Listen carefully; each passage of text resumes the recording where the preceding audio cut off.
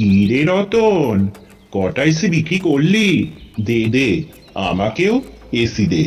আমারও তো গরম লাগে নাকি, ঘাড় একেবারে মোটকে দেব। বুঝতে পেরেছি। এই এসির হাওয়াতে পরানখানা একেবারে জুড়িয়ে গেল।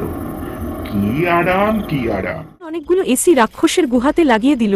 এবারে রতন রাক্ষসের গুহার বাহির পথের দরজায় ইট ও সিমেন্ট দিয়ে ভালোভাবে সিল করে দিল। এদিকে প্রচন্ড এসির হাওয়াতে ঠান্ডা গুহার ঠান্ডা, ভেতরের পরিবেশ ওরে ভীষণ বাবা রে, ঠান্ডা হয়ে ওরে যায়। বাবা রে, মরে রাক্ষস গেলাম রে, রীতিমতো ঠান্ডাতে রে, ঠান্ডায় মরে কাঁপতে থাকে। গেলাম। এরপর রাক্ষস ঠান্ডায় জমে যায় এবং বরফে পরিণত হয়।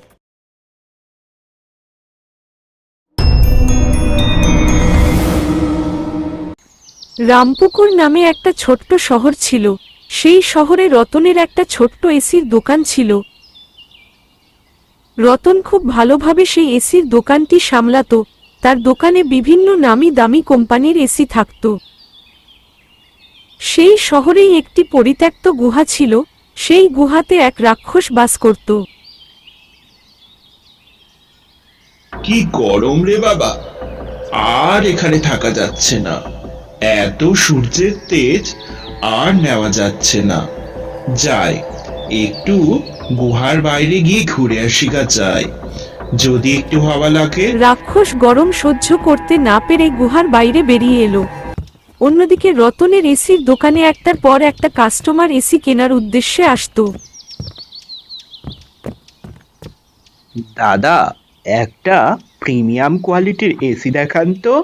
ভীষণ গরম পড়েছে, এসি ছাড়া আর থাকা যাচ্ছে না। হ্যাঁ হ্যাঁ, আপনার কেমন এসি চাই আপনি আমাকে বলুন। সব কোয়ালিটির এখানে এসি পাবেন। 5 স্টার, 3 স্টার, 2 স্টার, 4 স্টার। এই গরমের হাত থেকে রক্ষা পেতে লোকেরা প্রচুর এসি কিনত। রাক্ষস দেখে সবাই রতনের দোকান থেকে এসি কিনে নিয়ে যাচ্ছে।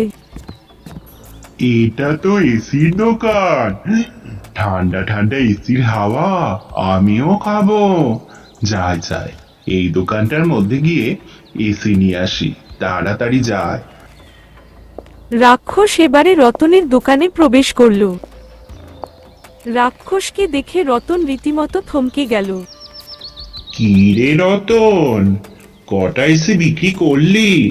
দে দে, আমাকেও এসি দে।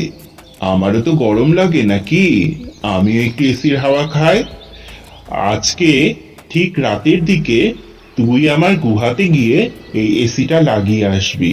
হ্যাঁ হ্যাঁ হ্যাঁ, এসি আছে আছে।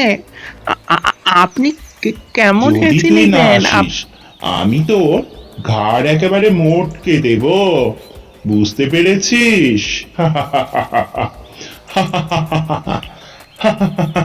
রাক্ষসের কথা রতন কোনোভাবে ফেলতে পারল না। সে কোনো রকম রিস্ক না নিয়ে দোকান লাগিয়ে রাক্ষসকে এসি দেওয়ার উদ্দেশ্যে রাক্ষসের গুহার দিকে রওনা হলো। রতনের যেন হাত পা ঠান্ডা হয়ে আসছিল ভয়, সে ভীষণ বিপদে পড়েছিল।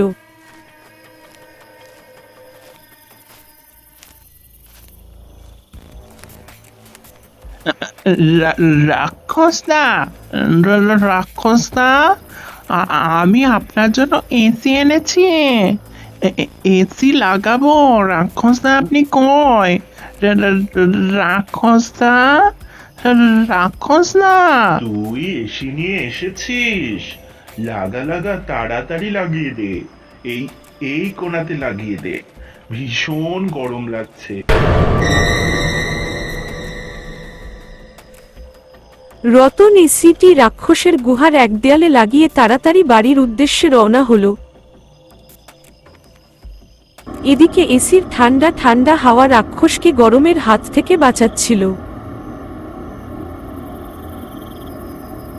এই এসির হাওয়াতে পরানখানা একেবারে জুড়িয়ে গেল। কি আরাম, কি আরাম। হ্যাঁ, একটা এসিতে কিছুই হবে না। আরো একটা এসি আনতে বলবো কালকে রতনকে। কি মজা।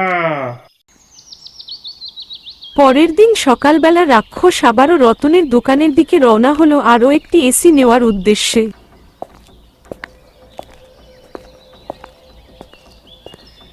কি রে রত্না, একটা এসি লাগিয়ে শেষ, আমার একটা এসিতে কিচ্ছুটি হচ্ছে নিকো।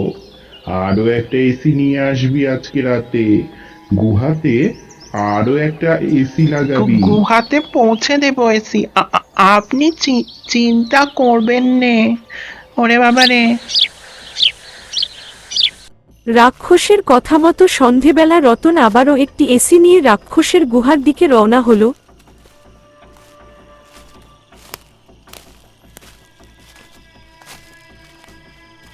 সে আবারও রাক্ষসের গুহার দেয়ালে এসি লাগিয়ে দিল। দুটো এসির হাওয়াতেও যেন রাক্ষসের মন ভরছিল না, তার আরো এসির হাওয়া চাই। কোনো কাজ হচ্ছে নিকো, সেই গরম তো একটু আছে, আরো এসি চাই। হ্যাঁ, রাক্ষস তৃতীয়বার রতনের দোকানে গেল এসি নেওয়ার উদ্দেশ্যে। সে প্রতিবারের মতো আবার রতনকে ধমকি দিয়ে চলে গেল। এই রাক্ষস তো আমাকে মহা জ্বালান জ্বালাচ্ছে। ওর জন্য আমার ব্যবসা তো একদিন লাঠে উঠে যাবে। না, এ আমি কিছুতেই হতে দিতে পারি না। দেখাচ্ছি মজা। অনেক এসিতে হাওয়া খাওয়ার শখ, তাই না? এরপর সন্ধে হতেই রতন বুদ্ধি করে অনেকগুলো এসি রাক্ষসের গুহাতে নিয়ে এলো, কারণ সে জানতো ভূত প্রেতেরা ভীষণ শীত কাতুরে হয়। রাক্ষসদা, আমি আপনার জন্য অনেকগুলো এসি এনেছি। আপনার আর জীবনেও গরম লাগবে না। হ্যাঁ হ্যাঁ, দে দে, তাড়াতাড়ি লাগিয়ে দে।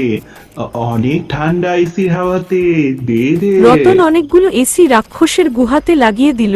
এবারে রতন রাক্ষসের গুহার বাহির পথের দরজায় ইট ও সিমেন্ট দিয়ে ভালোভাবে সিল করে দিল, যাতে রাক্ষস সেখান থেকে বের হতে না পারে।